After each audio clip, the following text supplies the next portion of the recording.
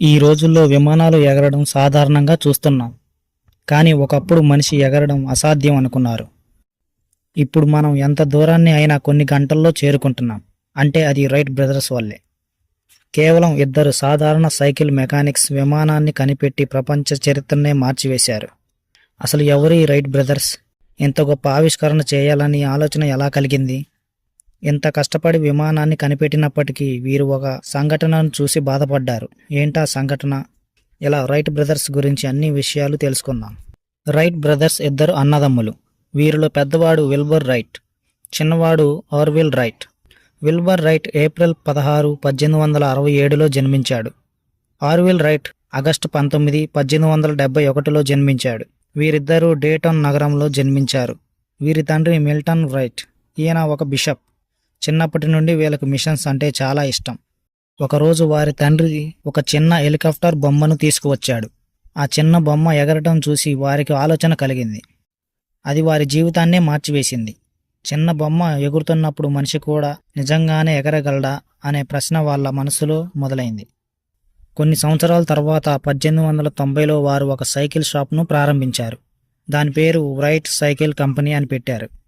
ఈ కంపెనీలో వీరు సొంతంగా సైకిల్స్ను తయారు చేస్తూ రిపేర్ చేస్తూ ఉండేవారు. అలా చేస్తూ వీరు మిషన్, బ్యాలెన్స్, స్పీడ్, కంట్రోల్ గురించి చాలా నేర్చుకున్నారు. అప్పటికే జర్మన్కు చెందిన శాస్త్రవేత్త ఓట్టో లిలియంథల్ గ్లైడర్ మీద ప్రయోగాలు చేస్తూ మరణించాడు. అతని మరణం తర్వాత రైట్ బ్రదర్స్ మరింత సీరియస్గా రీసెర్చ్ చేయడం ప్రారంభించారు. వారు ఒక చిన్న వైండ్ టనల్ను నిర్మించారు. అది ఫెయిల్ అయ్యింది. మరలా వైండ్ టనల్ను నిర్మించారు. అది బరువుగా ఉండటం వలన ఎగరలేకపోయేవారు. ఇలా పట్టు విడవకుండా 200కు పైగా వింగ్స్ డిజైన్స్ను పరీక్షించారు. వీటి తర్వాత వాళ్ళు ఒక గొప్ప ఆవిష్కరణ చేశారు. అదే వింగ్ వ్రాపింగ్ టెక్నిక్. ఈ టెక్నిక్ విమానం గాల్లో ఎగరడానికి, బ్యాలెన్స్ చేయడానికి సహాయపడుతుంది. ఇది ఆ కాలంలో ఎవ్వరూ చేయలేకపోయిన విషయం. చరిత్రలో మొదటి విజయవంతమైన విమాన ప్రయాణం. తేదీ డిసెంబర్ 17, 1903. స్థలం కిటీ హాంగ్.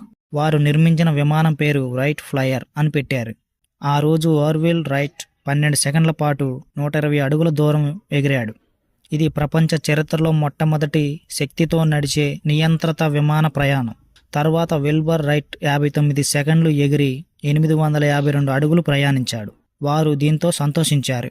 దీంతో ప్రపంచం మారిపోయింది. వారి విజయం మొదట్లో చాలామంది నమ్మలేదు. కొంతమంది విమర్శించారు కూడా. పేటెంట్ సమస్యలు, కోర్టు కేసులు, ఇలా ఎన్నో సవాళ్లను, కష్టాలను ఎదుర్కొన్నారు. కానీ వాళ్ళు ఆగలేదు.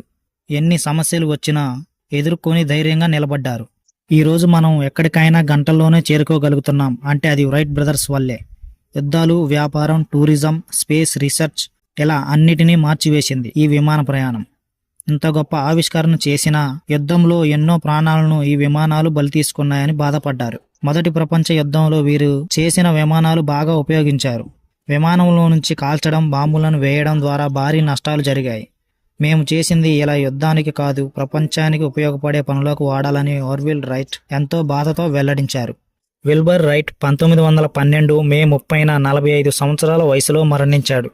ఆర్విల్ రైట్ 1948 జనవరి 30న 76 సంవత్సరాల వయసులో మరణించాడు. వీళ్ళ కళ ఆకాశాన్ని జయించడం. ఆ కళను నిజం చేసుకొని మరణించారు. ఇప్పుడు ఎగరడం అనేది సాధారణ విషయం. ఒక చిన్న హెలికాప్టర్ బొమ్మను చూసి కన్న కళ అప్పుడు ప్రపంచాన్నే మార్చివేసింది. వారు చిన్న ఆలోచనను పెద్ద విజయంగా మార్చుకున్నారు. ఈ వీడియో నచ్చినట్లయితే లైక్, షేర్ అండ్ సబ్స్క్రైబ్ చేయండి. ఇలాంటి అద్భుతమైన వీడియోల కోసం మన ఛానల్ను సబ్స్క్రైబ్ చేసుకోండి.